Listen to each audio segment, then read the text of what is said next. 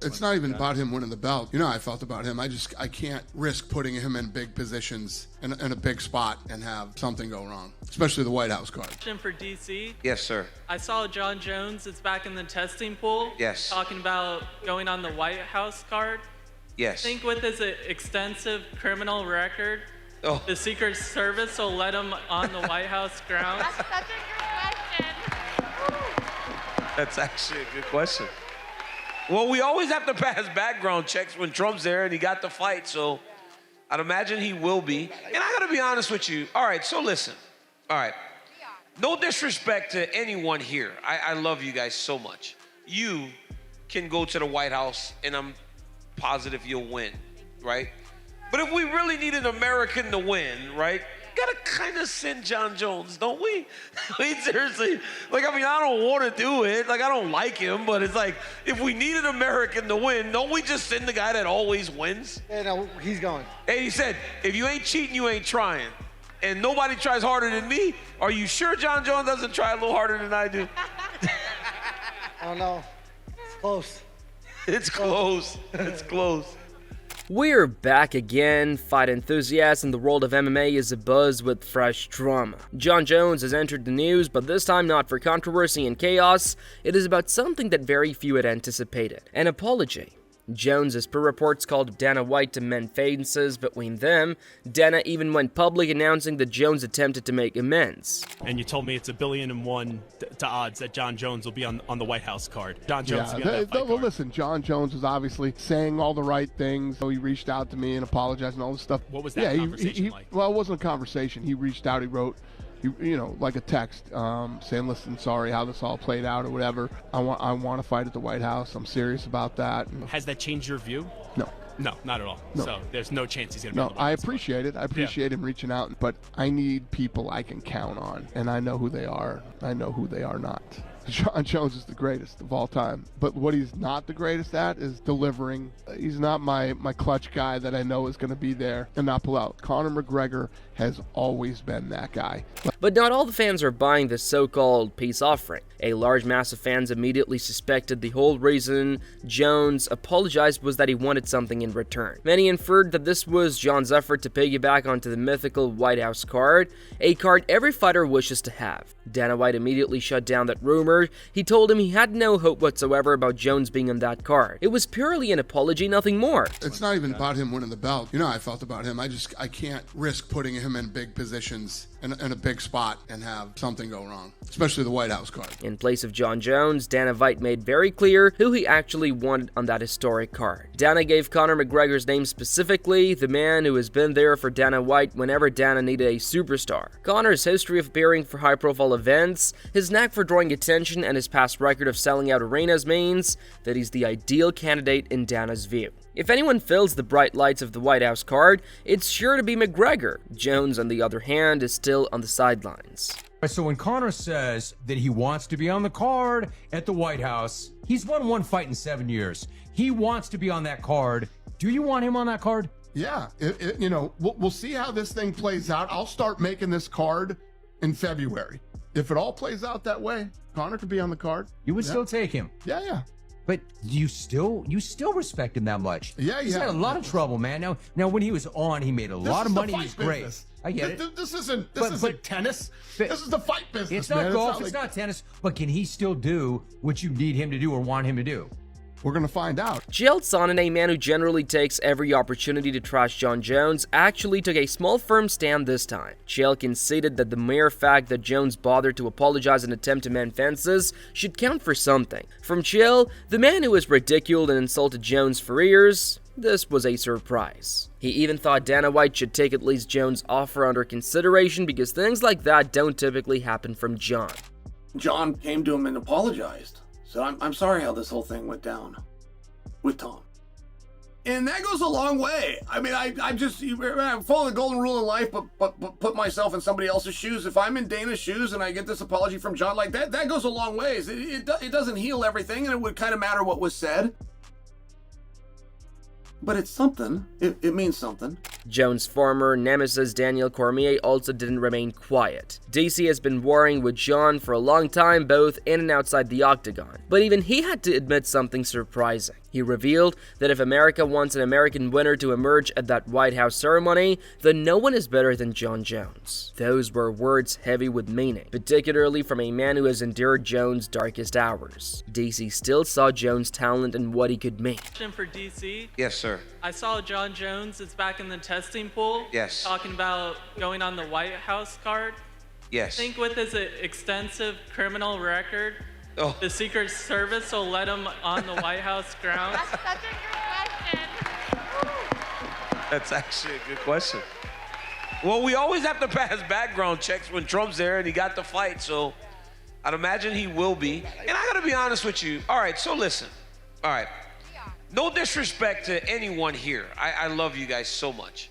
You can go to the White House and I'm positive you'll win, right?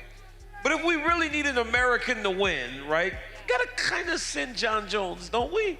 I mean, seriously, like, I mean, I don't want to do it. Like, I don't like him, but it's like, if we need an American to win, don't we just send the guy that always wins? Yeah, no, he's going. And he said, if you ain't cheating, you ain't trying. And nobody tries harder than me. Are you sure Jon Jones doesn't try a little harder than I do? I don't know. It's close. It's close. It's close. Michael Bisping joined the fray as well, and like Chael in DC, he was favoring Jones. Bisping noted Jones' actions demonstrate seriousness, particularly his return to the UFC testing pool. To Bisping, that was no noise, it was a fighter really doing something to come back. He clarified that you don't go back into testing unless you're going to fight again. In his mind, Jones isn't merely apologizing, he's preparing, building towards an official comeback. I think it'd be very short-sighted if it was just him fighting at the White House. I don't think that's enough. Given how he speaks about his career and how much he treasures it, I don't think a location, all jokes aside, I don't think a location like the White House or anywhere on planet Earth is going to be enough to influence his decision.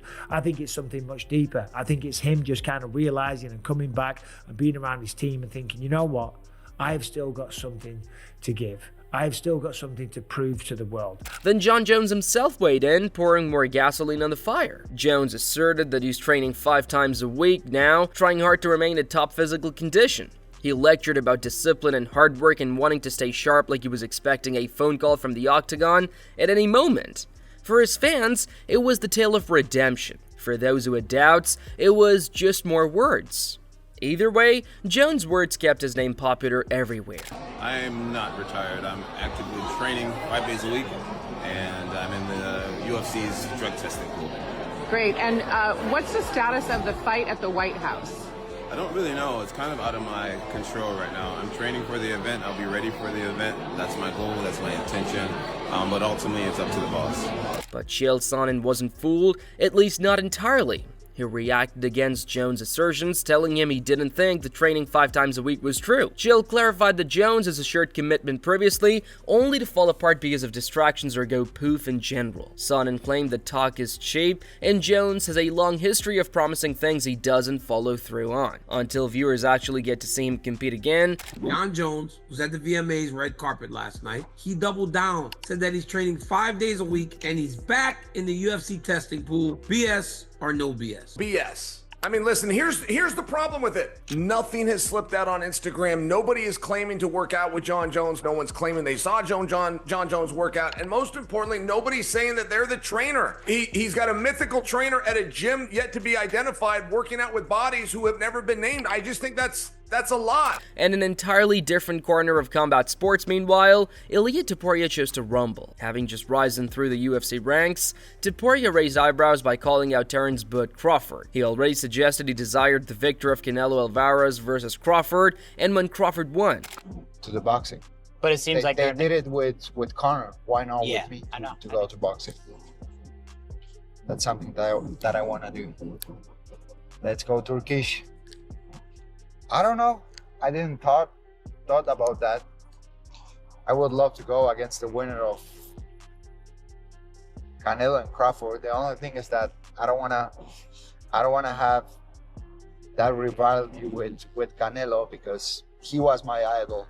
Yet Crawford wasn't having any of it whatsoever. Rather than humor Topuria's challenge, he outright dismissed him. Crawford even stated that Ilia isn't the greatest boxer within the UFC. He referred to another fighter in the UFC and stated that the man's boxing ability is more refined than Topuria's and would provide him with a better fight. It was made apparent by Crawford's words. He doesn't take Ilia seriously. To him, it wasn't even worth consideration. The call-out was dismissed like it didn't matter. Who do you watch in the UFC that you think has the best boxing? My guy, what's his name? You seen Topuria's? Cody Garbrandt? He the best UFC boxer. Have you seen Topuria? Yeah, but I don't know, man. Cody got them hands. But Cody's not, like, I'm not on him, but he's not on the... But I'm saying, we talking about straight boxing. Straight boxing? We ain't talking about nothing else. We talking about straight boxing skills. I just think Cody got the best boxing skill UFC. That's just my opinion. So you think if there was one UFC fighter that would have any chance against you in the world, it'd be him? No, he's too small. In the boxing? No. And with all that said, Crawford never gave Topuria 1 ounce of serious consideration. He never indulged in the pipe dream matchup, never worried, and never made it seem plausible to happen. To Crawford, it was mere background noise as he anticipates greater, more serious fights within the boxing universe. Topuria, in his opinion, is far from the level of fighter who is worthy of his time or energy, particularly outside of Crawford's division. From the UFC world, Ilia Topuria says that if you guys ever boxed, he would knock you out based on the first punch. That dude drunk, you know.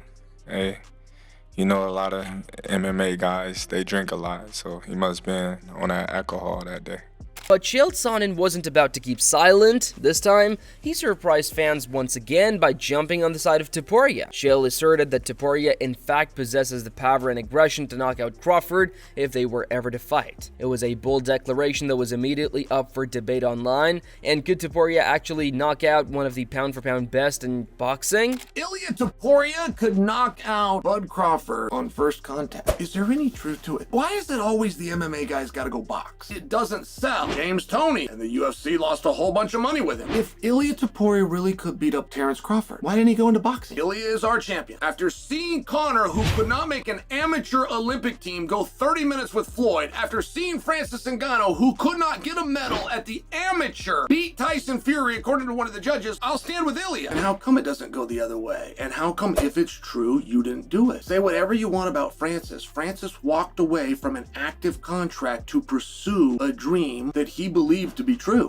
Dana White nipped those hopes in the bud, though. He made it quite clear a bout between Ilia Topuria and Terrence Crawford is not just going to happen. Dana White said he had no desire to promote that kind of crossover. His attention is on maintaining Topuria within the UFC, defending his title and facing rightful challengers. Crawford, in his opinion, is a boxing man, and there's no need to jeopardize blending the two. Dana's affirmation sent the rumor into thin air. One last one for you, Dana. You're now officially promoting boxing shows. We have UFC lightweight champion Ilia Topuria saying he's going to knock out Terrence Crawford.